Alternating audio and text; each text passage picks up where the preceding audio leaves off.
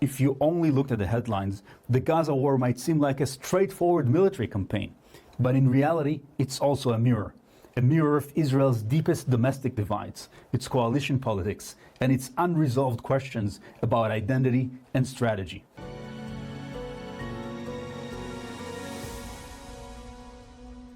Welcome to Global Risk Profile, where we break down the headlines that matter and the ones that should. Let's be honest, the Israeli-Palestinian conflict is one of the most complicated and emotionally charged issues in the world. To explain it properly would take not one episode, but 5 or 10.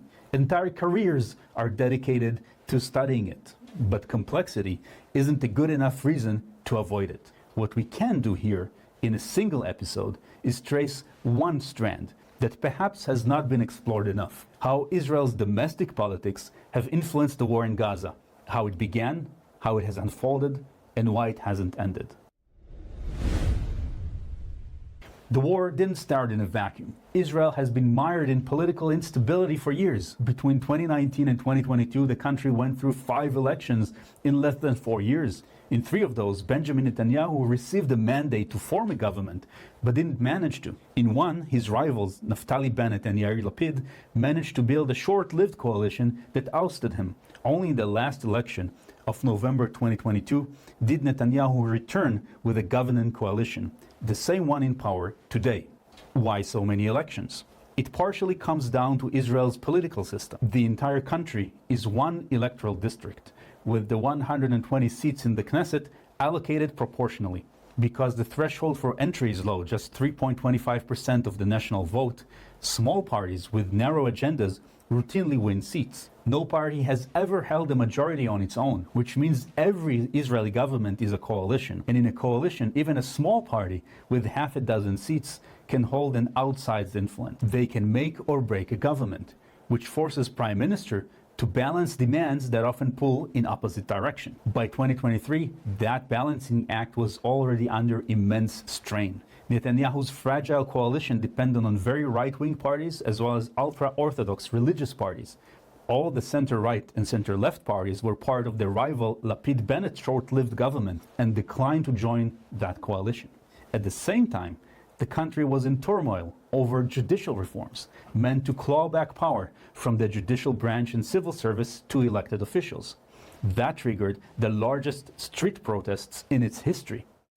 It was because, though across the political divide people have expressed similar sentiments in the past, many felt this reform went too far in removing any checks on the executive branch, which already in effect controls the parliament from which it emanates. Former military and intelligence chiefs warned that the state's cohesion was weakening, and Israel's adversaries were watching.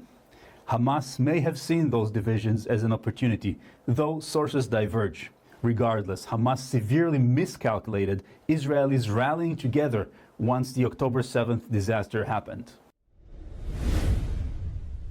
When the October attacks came, the country was shocked to its core.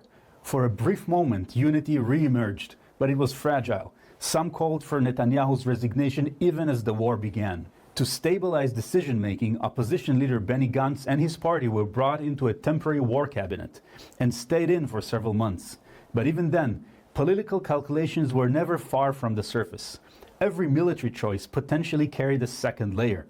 Would it preserve or collapse the coalition holding in place? One of the sharpest fractures in Israeli society has been laid bare by the ongoing war. The government's seeming dependence on ultra-Orthodox parties. Their demand is clear: permanent military exemptions for their young men, along with stipends for lifelong Torah study. What began as a narrow compromise under Ben-Gurion in 1948 has grown into a mass entitlement program. Meanwhile, secular and traditional Israelis have been called up for 100 or 200 days of reserve duty over the past 2 years, risking life and limb. The imbalance strains social cohesion. In a war that requires national endurance, many Israelis ask, why should some communities sacrifice so much while others remain exempt? Inside the coalition, hardline partners demand nothing less than total victory. For them, anything short of Hamas's destruction risks betrayal of their voters. For the government, that creates a trap. End the war without achieving total victory over Hamas, and the coalition risks collapse. Continue the war indefinitely, and Israel bears the costs in blood, legitimacy, and international patience.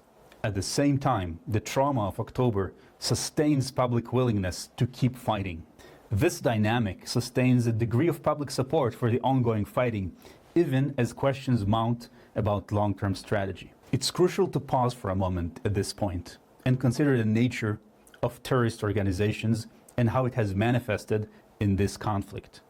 The horrendous torture, killing of over 1,000, and abductions to use as bargaining chips of men, women, and children, including infants, on October 7, 2023. The total disregard for human life on the Israeli side, but also on their own Palestinian side. Moreover, the intentional embedding of military assets within their own population to maximize their civilian deaths as a tool of pressure on Israel, etc., etc. All these mean that perhaps it would not have mattered at all what the Israeli government would have done. We'd still be in the same place today. To make a deal, one needs two willing parties, and it has been reported that Hamas had reneged on potential deals many times. There is an interesting analogy we might want to explore. Let us step back and head again to the fictional world of Tom Clancy. In his 1991 book, The Sum of All Fears, after a nuclear attack on Denver, the US president wants to retaliate by wiping out an Iranian city. The protagonist, Jack Ryan, refuses to confirm the order. He says vengeance for humiliation is no excuse to kill hundreds and thousands of civilians, and the Iranian leader who ordered the attack could be killed in other ways without so much collateral damage. Applied to Gaza, the question is haunting many in Israel and many outside of it. How many Gazans must die to satisfy a decisive victory and to send the message? This prompts reflection. How far must the war go to achieve its aims? Look at recent history. Hezbollah was decimated by Israel in September 2024 with the Beeper operation and other attacks, and that cascaded to the fall of the Assad regime in Syria. Iran's nuclear program was stuck by Israel and the US in June 2025 for 12 days. In both cases, the adversaries survived but were strategically weakened, and the operations ended swiftly. Yet in Gaza, the war drags on, with some rhetoric about wiping out the Strip and deporting its inhabitants altogether. Such ideas might complicate the war's trajectory and Israel's global standing. This also breaks with decades of Israeli military doctrine of swift, limited, and decisive wars. The strategy has blurred. Is it still just military logic? This brings us to the second point: how to assess leaders with nuance. The same leader can succeed in one arena and fail in another, and must gain credit and bear responsibility for both. American views complicate the picture further. The lesson is clear: don't project US partisan instincts onto Israeli politics. Leaders can't be judged in black and white. Their actions reflect coalitions, incentives, pressures, and timing. Meanwhile, the outside world grows restless. Washington and European capitals press harder for ceasefires and hostage deals. Too much compromise abroad could unravel the coalition at home. Too little flexibility risks losing support from Israel's closest allies. One result is a war fought in fits and starts, with truces that collapse, negotiations that stall, and no apparent decisive endgame. What Gaza shows us is something bigger. Wars aren't just shaped by battlefield logic. They're shaped by domestic politics, everywhere. That in itself is not wrong. It is natural. Every country's foreign policy reflects its internal debates, its divisions, its survival instincts. The deeper question is, what do those domestic pressures produce? Do they lead to outcomes that, in the long run, protect life, strengthen societies, and endure? Or do they lead to cycles of violence and decay?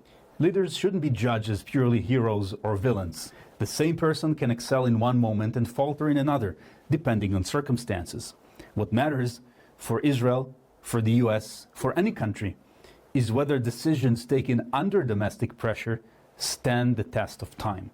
International relations, in the end, are often downstream of domestic politics, and history judges not by partisan loyalty, but by whether actions serve the people and followed universal principles that all cultures share. That's it for this episode of Global Risk Profile. If you found this useful, thoughtful, or just different, please subscribe, share, and leave a review. Remember, the headlines may change, but the deeper patterns rarely do. Thanks for listening, and stay sharp.